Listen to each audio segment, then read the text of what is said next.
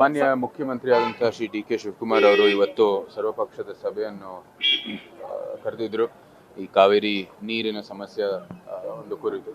ಆದರೆ ಈಗಾಗಲೇ ಗೊತ್ತಿರೋ ಹಾಗೆ ವರುಣನ ಕೃಪೆ, ನೀರು ಮಳೆ ಒಂದು ಸ್ವಲ್ಪ ಜಾಸ್ತಿ ಆಗಿದೆ, ಡ್ಯಾಮ್ಗಳೆಲ್ಲ ತುಂಬ್ತಾ ಇದ್ದಾವೆ.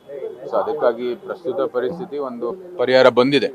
ಆದರೆ ನಮಗೆ ಶಾಶ್ವತ ಪರಿಹಾರ ಅತಿ ಅವಶ್ಯ. ನಾವು ವ್ಯಕ್ತ ಮಾಡಿದ್ದೀವಿ.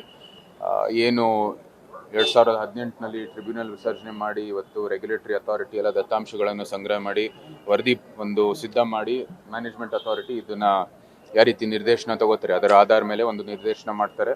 ಅದು ನೀರು ಹಂಚಿಕೆ ಅದು ಮುಂದುವರಿಯುತ್ತೆ ಡಿಸ್ಟ್ರೆಸ್ ಸಮಯದಲ್ಲಿ. ಆದರೆ ಇದು ಯಾವುದೇ ರೀತಿ ಕಟ್ಟುನಿಟ್ಟಾಗಿರ್ತಕ್ಕಂಥ ಒಂದು ಸೂತ್ರ ಇಲ್ಲ, ಡಿಸ್ಟ್ರೆಸ್ ಫಾರ್ಮುಲಾ ಇಲ್ಲ. ಆದರೆ ಅದು ಕಾನೂನಾತ್ಮಕವಾದಂಥ ವಿಚಾರ, ಇಲ್ಲಿ ಬಹಿರಂಗವಾಗಿ ಚರ್ಚೆ ಮಾಡೋಕ್ಕಾಗಲ್ಲ. ಅದು ಅವರು ತೀರ್ಮಾನ ಮಾಡ್ತಾರೆ. ನಾವು ಹೇಳಿರೋದು ಅದಕ್ಕೆ ಬೇರೆ ಬೇರೆ ಅಂಶಗಳಿದ್ದಾವೆ, ಅದೆಲ್ಲನೂ ಕೂಡ ಪರಿಗಣಿಸಬೇಕಾಗಿದೆ. ಮತ್ತು ಇವತ್ತು ನಾನು ಹೇಳಿರೋದ್ರ ಪ್ರಕಾರ ಇವತ್ತು ನಾವು ನೀರನ್ನು ಒಂದು ವಾಲ್ಯೂಮೆಟ್ರಿಕ್ ರಿಸೋರ್ಸ್ ಅಂದರೆ ಒಂದು ಏನು ಬರೀ ಆ ಒಂದು ರೀತಿಯಲ್ಲಿ ಪರಿಗಣಿಸ್ತಾ ಇದ್ದೀವಿ. ಆದರೆ ನಿಜಕ್ಕೂ ಇದು ಒಂದು ಕೃಷಿಗಾಗಿ ಅವಶ್ಯಕವಾದಂಥ ಒಂದು ಇನ್ಪುಟ್ ಇದು.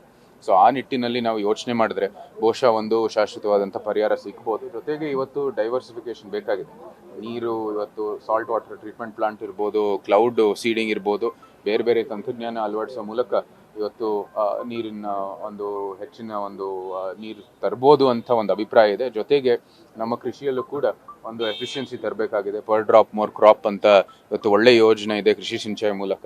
ಅಲ್ಲೂ ಕೂಡ ತಂತ್ರಜ್ಞಾನ ಅಳವಡಿಸೋ ಮೂಲಕ ಯಾವ ರೀತಿ ನಮ್ಮ ಕೃಷಿಯ ಒಂದು ಪದ್ಧತಿಗಳನ್ನು ಸುಧಾರಿಸ್ಬೋದು ಅಂತಾನು ಯೋಚನೆ ಮಾಡುವಂಥದ್ದು ಸಂದರ್ಭ ಬಂದಿದೆ. ಯಾಕಂದರೆ ಜನಸಂಖ್ಯೆ ಜಾಸ್ತಿ ಆಗ್ತಾ ಇದೆ, ಕೃಷಿ ಮೇಲೂ ಕೂಡ ನಮ್ಮ ಭಾಳ ದೊಡ್ಡ ಡಿಪೆಂಡೆನ್ಸಿ ಇದೆ.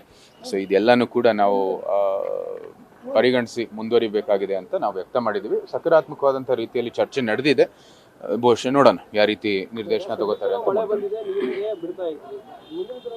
ಅದೇ ಹೇಳ್ರಿ, ಅದೆಲ್ಲ ಶಾಶ್ವತವಾದಂಥ ಪರಿಹಾರ ಬೇಕು ನಮ್ಗೆಲ್ಲರಿಗೂ ಕೂಡ.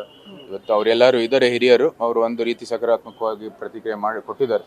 ನೋಡೋಣ ಮುಂದೆ ಏನು ತೀರ್ಮಾನ ಮಾಡ್ತಾರೋ, ಏನು ಯಾವ ರೀತಿ ಮುಂದುವರಿತಾರೆ. ನ್ಯೂಸ್ ಫಸ್ಟ್ ನಿರ್ಭೀತಿಯಿಂದ ನಿಮ್ಮ ಪರವಾಗಿ.